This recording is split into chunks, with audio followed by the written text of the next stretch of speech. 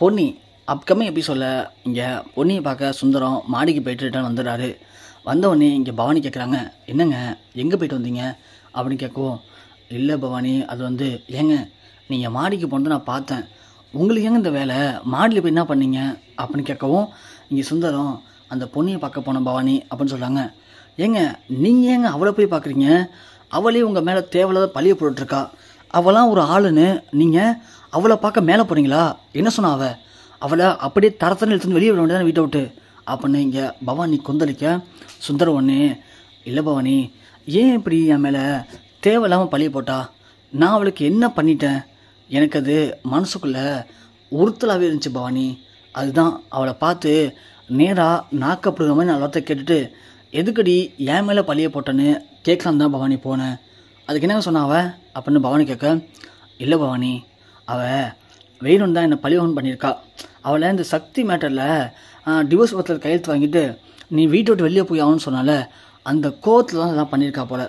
அவள் நேராகவே சொல்கிறா பவானி, என்ன நீ அசிங்கப்படுத்தினால கண்டிப்பாக நான் உன்னை அசிங்கப்படுத்துவேன், நீ என்ன இந்த வீட்டை விட்டு அனுப்பணும் முடிவு பண்ணல, நான் உன்னை கண்டிப்பாக இந்த வீட்டை விட்டு அனுப்பாமல் ஓய மாட்டேன்னு என்கிட்டயே சபதம் போடுறா பவானி அப்படின்னு சொல்லவும், பவானி ஒன்று அப்படியே சொன்னாவ, ஏஞ்சிரிங்க நீங்கள் ஃபஸ்ட்டு ஏஞ்சிரிங்க வாங்க நான் வரேன், அவள் என்ன பேச நான் பார்க்குறேன் அப்படின்னு சொல்லவும், இங்கே வேறு வழியே இல்லாமல் சுந்தரம் பவானியை சமாளிச்சிடறாரு.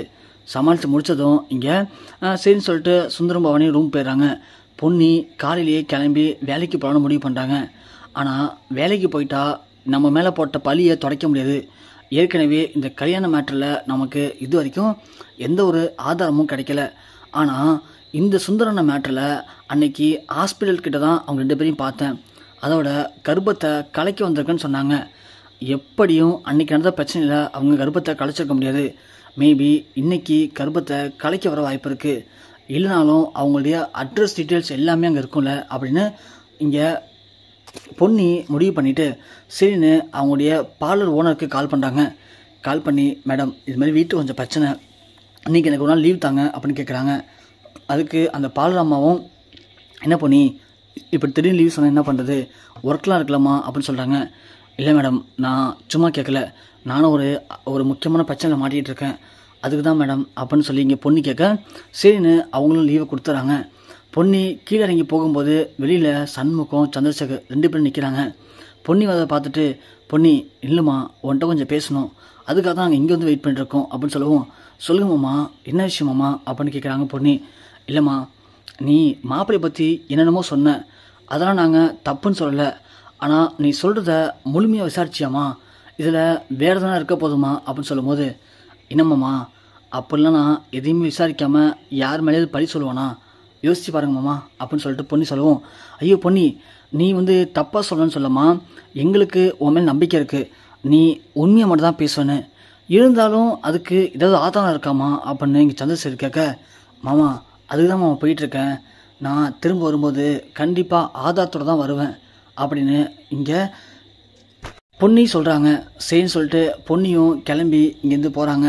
அந்த ஹாஸ்பிட்டலுக்கே போவோம் அப்படின்னு சொல்லிட்டு பார்த்தா இங்கே அன்னைக்கு சுந்தரம் இந்த பிரச்சனைக்கு அப்புறம் பணத்தை கொடுக்காம வந்துடுறாரு. தாஸும் இங்கே சுந்தரத்துக்கு விடாமல் ஃபோன் பண்ணிக்கிட்டே இருக்காரு. ஆனால் சுந்தரம் ஃபோனை எடுக்கவே இல்லை. அந்த டைமில் தாஸ் முடிவு பண்ணுறான், இப்போது சுந்தரத்துக்கு பயம் இல்லை, இவன் பயப்படுற மாதிரி எதனா ஒன்று பண்ணணுமே அப்படின்னு முடிவு பண்ணுறான் இங்கே தாஸ். அதனால் ஸ்வேதா அழைச்சிட்டு அதே ஹாஸ்பிட்டலுக்கே போகிறான். இங்கே ஸ்வேதா சொல்கிறாங்க, ஏங்க அன்னைக்கு இங்கே வந்தானங்க பிரச்சனை ஆனிச்சு, அப்படி இருக்கும்போது ஏங்க இங்கே அழைச்சிட்டு வந்துட்டுருக்கீங்க அப்படின்னு கேட்குறாங்க. இல்லை ஸ்வேதா இங்கே வரது தான் முக்கியம்னு சொல்லிட்டு இங்கே ஸ்வேதாவும் தாஸும் அந்த ஹாஸ்பிட்டலில் சும்மா ஒரு பாடி செக்கப் பண்ணலான்னு சொல்லி செக் பண்ணிட்டுருக்காங்க. அப்போது கரெக்டாக நம்ம பொண்ணு அங்கே வந்துடுறாங்க. வந்த பொண்ணு இங்கே பார்த்துட்டு அவங்கள போய் நேராக கேட்குறாங்க, ஏம்மா உனக்கு அறிவு இல்லையா, அந்த மனுஷன் தான் என்ன கல்யாணம் ஆச்சுன்னு தெரியும்ல, அவன் கூட போய் நெருங்கி பழகிருக்க, ஒரு குழந்தைக்கு உண்டாயிருக்கு, என்னம்மா இவ்வளோ கேர்லெஸ்ஸாக இருந்திருக்க, உனக்கெல்லாம் அறிவே இல்லையா, காசு கொடுத்தா இப்படி தான் எதோ ஒன்று பண்ணுவியா அப்படின்னு பொண்ணு சொல்ல, இங்கே ஸ்வேதா ஒன்று கண் கலங்கிட்டு சொல்கிறாங்க, இங்கே பாருங்கள் நீங்கள் என்ன தப்பாக நினச்சிட்ருக்கீங்க, நான் ஒன்றும் காசுக்காக இப்படிலாம் பண்ணலை புரிதுங்களா, அதை ஃபஸ்ட்டு நீங்கள் தெரிஞ்சுக்கோங்க, நான் பாடுறது சான்ஸ் கேட்டு தான் அங்கே போனேன், ஆனால் அவர் தான் என்ன இப்படி ஒரு மோசமான நிலைமை தள்ளி விட்டுட்டாரு. நான் நினச்சிருந்தா ஸ்டேஷனுக்கு போயிட்டு கம்ப்ளைண்ட் கொடுத்துருக்கலாம். ஆனால் பாவமே தான் போகலை. ஆனால் நாங்கள் இப்போ கொஞ்சம் வறுமையில் இருக்கோம். இந்த குழந்தைய கலைக்கிறதுக்கு கூட எங்கள்கிட்ட பணம் இல்லை. அதுக்காக தான் அன்றைக்கி சுந்தரத்திட்ட பணம் கேட்டோம். அவரும் பணம் தரேன்னு சொன்னார். அதுக்காக தான் அன்றைக்கி வெயிட் பண்ணிட்டு இருந்தேன். அப்போ தான் இப்படி சம்பவம் நடந்து போச்சு அப்படின்னு இங்கே தாஸ் சொல்லவும் உடனே இங்கே பொன்னி சொல்கிறாங்க, இப்போ என்னங்க கர்ப்பத்தை கலைக்கணுமா, அதெல்லாம் அப்புறம் பார்த்துக்கலாங்க. நீங்கள் கிளம்பி வீட்டுக்கு வாங்க. நீங்கள் வந்து இந்த உண்மையெல்லாம் எங்கள் வீட்டில் சொல்லுங்கள் அப்படின்னு சொல்லவும் இங்கே தாஸ் சொல்கிறான், இல்லைம்மா நாங்கள் வந்து இந்த வீட்டில் இந்த உண்மையில சொன்னாலும் யாரும் நம்ப மாட்டாங்க. ஏன்னா அவர் எங்கள்கிட்ட சொல்லியிருக்காரு இந்த வீட்டில் எனக்கு எவ்வளோ செல்வாக்கு இருக்குன்னு சொல்லிட்டு, அதனால் அதெல்லாம் வேஸ்ட்டுமா அப்படின்னு சொல்லிட்டு இங்கே பொன்னிகிட்ட சொல்கிறாங்க. உடனே பொன்னி சொல்கிறாங்க, இப்போ என்னங்க உங்களுக்கு என்னங்க பிரச்சனை, நீங்கள் அவங்க தங்கச்சிக்கு ஒரு நியாயம் வேணும் அவ்வளோதானே, கண்டிப்பாக அந்த நியாயத்தை நான் வாங்கி தரேங்க அப்படின்னு சொல்லிட்டு இங்கே பொன்னி ஸ்வேதாவையும் தாஸையும் அழைச்சிட்டு வீட்டுக்கு போகிறாங்க. வீட்டுக்கு போனதும் இங்கே விளையாண்டுட்டு இருந்த சிவானி பார்த்துட்டு நேராக ஓடி போயிட்டு, அம்மா அன்னைக்கு அப்பா ஒரு ஆன்ட்டிக்கு லிஃப்ட் கொடுத்தான்னு சொன்னால, அந்த ஆன்ட்டி அப்பா 2 வாட்டி பார்த்தேன்னு சொன்னால, அந்த ஆன்ட்டி நம்ம வீட்டுக்கு வந்திருக்காங்கம்மா அப்படின்னு சொல்லவும், என்ன சிவானி சொல்கிற, உண்மையாவா, ஆமாம்மா வந்து பாருங்கம்மா அப்படின்னு சிவானி சொல்கிறாங்க. உடனே பவானி வந்துடுறாங்க. பவானி வந்துடணும் இங்கே பொன்னியை பார்த்துட்டு, பொன்னி யார் இதெல்லாம், எதுக்கு இவங்களாம் இங்கே அழைச்சி வந்திருக்க அப்படின்னு கேட்கவும் இங்கே பொன்னி சொல்கிறாங்க, எல்லாமே ஒரு காரணமாக தான் அப்படின்னு சொல்லவும் இங்கே சந்திரசேகர் வந்துடுறாரு.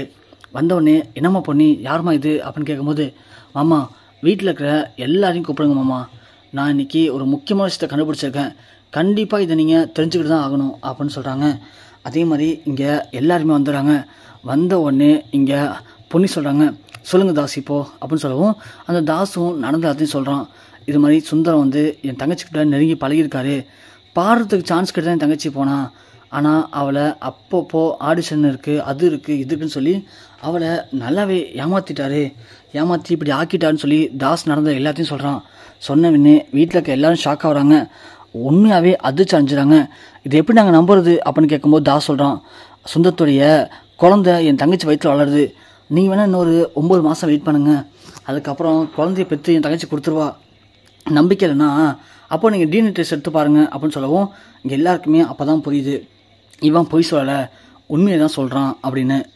ஸோ பொன்னி அப்போ தான் சொல்கிறாங்க, நான் என் மேலே போட்ட பழியை நிரூபிச்சிட்டேன், அதாவது நான் பொய் சொல்லலை உண்மையை தான் பேசுகிறத இப்போ நான் நிரூபிச்சிட்டேன், இப்போ நீங்கள் என்ன பண்ண போகிறீங்க, எல்லாரும் அந்தளவுக்கு பதில் பேசுனீங்களா அன்றைக்கி நான் சொல்லும்போது, எல்லாரும் எந்தளவுக்கு கோவப்பட்டீங்க கொந்தளிச்சிங்க, இப்போது உண்மையான விஷயத்தை நான் கண்டுபிடிச்சிருக்கேன், இப்போ நீங்கள் என்ன பண்ண போகிறீங்க அப்படின்னு இங்கே பொன்னி கேட்கவும் பவானி ஜெயான்னு யாருமே எதுவும் பேசாமல் இருக்காங்க. ஏன்னா இங்கே இவ்வளோ சவுண்டாக இருக்குன்னு சொல்லிட்டு சுந்தரம் அப்போ தான் ரூமில் தெரிஞ்சு வெளில வராரு. சுந்தரத்தை பார்த்த பொன்னி பலம் அறையிறாங்க. சுந்தரத்துக்கு என்ன பண்ணது தெரில. பவானி நிப்பாட்டு பவானி ஃபஸ்ட்டு, எதுக்கு என்ன பற்றி எவ்வளோ அடிக்கிற அப்படின்னு சொல்லவும் அப்போ தான் நம்ம பொன்னி சொல்கிறாங்க, இங்கே பாருங்கண்ணே காலையில் என்ன சபதம் போட்டிங்களே என்னால் எதுவும் கிழிக்க முடியலன்னு சொல்லிட்டு நான் கிழிச்சதை பார்க்குறீங்களா அப்படின்னு சொல்லிட்டு அப்போ தான் இந்த தாஸையும் ஸ்வேதாவையும் பொன்னி கூப்பிட்றாங்க. உடனே தாஸும் ஸ்வேதாவும் உள்ளே வராங்க. உள்ளே வர பார்த்த ஸ்வேதாவுக்கும் இங்கே நம்ம சுந்தரத்தை பார்த்து ஷாக்கு, சுந்தரத்துக்கு அது மிகப்பெரிய ஷாக்காக மாறுது. சுந்தரத்தால் ஒன்றுமே பேச முடியல. இங்கே ஜெயா கேட்குறாங்க, மாப்பிள்ளை அந்த பொண்ணு அந்த பையன் சொல்கிறதெல்லாம் உண்மையா, நீங்கள் இந்த பொண்ணை கர்வமாக்கிருக்கீங்களா அப்படின்னு கேட்கும். ஐயோ அத்தை என்னத்தை என்னை சந்தேகப்படுறீங்களா, நான் போய் அப்படிலாம் பண்ணுவேனா, இது எல்லாமே திட்டமிட்டு போகிற சதியத்தை, வேணும்னு இந்த பொண்ணி 2 பேரும் அழைச்சிட்டு வந்து என் மேலே வேணும்னே பழி போடுறாத்த அப்படி இப்படின்னு இங்கே நம்ம சுந்தரம் சொல்லவும் ஒன்று இங்கே சந்திரசேகர் சொல்கிறாரு, நிப்பாட்டுக்கு மாப்பிள்ள அவங்க எல்லாருமே எல்லா உண்மையும் சொல்லிட்டாங்க, நீங்கள் இன்னமும் எங்களை முட்டாளாக்காதீங்க, இந்த ஜெயா வந்து உங்களுக்கு ரொம்பவுமே இடம் கொடுத்துட்டா, அந்த இடத்துல தானே நீங்கள் இப்படி ஆடிட்டுருக்கீங்க, ஒழுங்கு மரியாதையாக நீங்கள் பண்ணது தப்புன்னு சொல்லிட்டு பொண்ணிகிட்ட மூலம் மன்னிப்பு கேளுங்க, என்னம்மா நடிச்சிங்க நீங்கள் தப்பே பண்ணாமல் நடிச்சிங்க, ஆனால் இப்போது நீங்கள் இவ்வளோ பேர் தப்பாக இருக்கீங்க அப்படின்னு இங்கே சொல்லவும் இங்கே வேறு வழி இல்லாமல் சுந்தரம் பவானியுடைய காலில் போய் விழுந்து என்னை மன்னிச்சிரு பவானி அப்படின்னு கெஞ்சுறாங்க. உடனே அந்த நேரம் பார்த்து சக்தி வந்துடுறாரு. என்னம்மாமா இப்படி அக்கா காலேருந்து கெஞ்சிட்ருக்கீங்க, நீங்கள் தான் அரிச்சந்தனாச்சே, என்னக்கா உன் புருஷன் தப்புன்ட்டாரா, எப்படிக்கா இதுதான் வாய்ப்பே இல்லையே, ஏன்னா உன் வீட்டில் பார்த்தா உனக்கு நல்லாவே தெரியுமே அவர் எப்படியாப்பட்டவர்னு, அப்படி இருந்தும் எப்படிக்கு அப்படி கோட்டை விட்ட அப்படின்னு முத்து இங்கே நக்கலாகவே பேசுகிறாரு. அப்படி பேசுனதை கேட்டால் இங்கே பவானிக்கு என்ன பண்ணுறதுன்னு தெரில. சுந்தரமாக என்னை மன்னிச்சிருங்கன்னு பயங்கரமாக கத்தி அழுகுறாரு. உடனே சக்தி சொல்கிறாரு, இங்கே பாருங்கம்மா, ஒன்று இந்த ஆள் இந்த வீட்டில் இருக்கணும், இல்லைனா நாங்கள் இந்த வீட்டில் இருக்கணும். தப்பு பண்ணவங்களுக்கு இந்த வீட்டில் இடம் கிடையாதுன்னு நீங்கள் பல வாட்டி சொல்லுவீங்க. அப்படி இந்த வீட்டில் இவ்வளோ போய் தப்பு பண்ண இந்த கேட்டுக்கிட்ட மனுஷன் இனிமேல் இந்த வீட்டில் இருக்கணுமா இருக்கக்கூடாதுங்கிறத நீங்கள் தான் முடிவு பண்ணணும். நீங்கள் எடுக்கிற முடிவை பொறுத்தாமா நானும் பொன்னியுமே இந்த வீட்டில் இருக்கணுமா வேணாங்கிறத முடிவு பண்ணணும் அப்படின்னு சொல்லவும் பொன்னி இங்கே ஷாக் ஆகுறாங்க. என்ன சக்தி இப்படி பேசிகிட்டு இருக்காரு அப்படின்னு சொல்லிட்டு ஜெயாவால் இங்கே ஒன்றுமே பேச முடியல. சந்திரசேகர் சொல்கிறாங்க, ஆமாம் ஜெயா, மாப்பிள்ளை இனிமேல் இந்த வீட்டில் இருந்தால் சத்தியமாக செட் ஆகாது. நீ எடுக்க தான் முடிவு. என்ன முடிவு ஜெயா எடுக்க போகிற அப்படின்னு கேட்குறாங்க. பவானி சொல்கிறாங்க, அப்பா எனக்கு இனிமேல் இவர் வேணாப்பா. இப்படியாப்பட்ட ஒரு மோசமான பொம்பளை பொறுக்கி கூட வாழ்கிறதுக்கு நான் வாழாமலே இருந்துறேன்ப்பா. உங்கள் பொண்ணா இந்த வீட்டில் நான் பாட்டுக்கு தனியாகவே இருந்துக்கிறேன்ப்பா. எனக்கு இந்த ஆள் மூஞ்ச பார்க்கவே அருவருப்பாக இருக்குப்பா அப்படின்னு பவானி அழுதுகிட்டு ரூமுக்கு போயிடுறாங்க. சுந்தரத்தால் ஒன்றுமே பண்ண முடியல. சுந்தரம் அப்படியே பார்க்குறாரு. இந்த பொன்னி ஒன்றுமே பண்ண மாட்டா, இவ அந்த அளவுக்கு ஒர்த்து இல்லைன்னு நினச்சோம். ஆனால் இவ இவ்வளோ பெரிய பிரச்சனையை உண்டு பண்ணிட்டாலே. நாம் பண்ண எல்லா தப்பையும் ரொம்ப ஈஸியாக கண்டுபிடிச்சி சொல்லிட்டா. இப்போ நாம் என்ன பண்ணுறது? ஒன்றுமே பண்ண முடியாது. அதுலேயும் அந்த முக்கியமான விஷயம்லாம் மாட்டுனுச்சுன்னா நம்மளை வச்சு செஞ்சிருவாங்களே. கல்யாண மேட்டை மட்டும் தெரியவே கூடாது அப்படின்னு சுந்தரம் இங்கே பயந்து போய் நிற்கிறாரு. சக்தி சொல்கிறாரு, என்னம்மாம்மா, என்ன அடுத்து என்ன பண்ணலாம், யாரை ஏமாற்றலாம், யாரை கூத்து விடலான்னு யோசிக்கலாமாம்மா அப்படின்னு சக்தி கேட்க சுந்தரத்துக்கு அப்படியே தூக்கி வாரி போடுது. சுந்தரத்துக்கு மூஞ்சி கிஞ்செல்லாம் பயங்கரமாக வேர்த்து போயிடுது. என்ன பண்ணுறதுன்னு தெரில. எது நடந்தாலும் சரி இந்த பொண்ணியை மட்டும் இந்த வீட்டில் வாழ வைக்கக்கூடாது. கண்டிப்பாக இவளுக்கு மிகப்பெரிய பிரச்சனையாக பண்ணணும் அப்படின்னு மாதிரி இங்கே சுந்தரம் முடிவு பண்ணுறாரு.